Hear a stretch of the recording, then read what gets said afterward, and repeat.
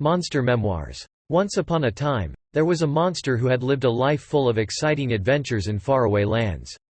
The monster had seen it all, from the exotic jungles of South America to the deserts of the Middle East. Despite having a seemingly endless stream of interesting stories to tell, the monster felt a deep longing for something more.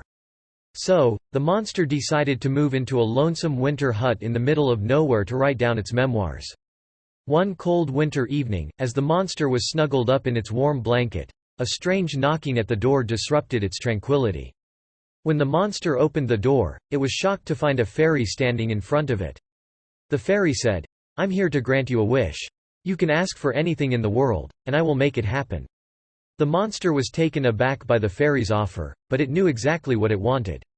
"I want to travel back in time to relive all my adventures," the monster replied. The fairy smiled and waved her wand.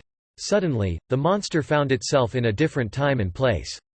The monster found itself in the middle of its greatest adventure yet, the time and place where it had first set foot on the exotic jungles of South America.